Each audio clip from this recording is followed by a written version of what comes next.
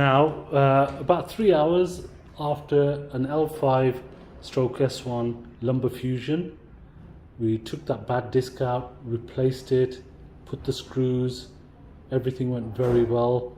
So first of all, see how you can stand. How's your posture?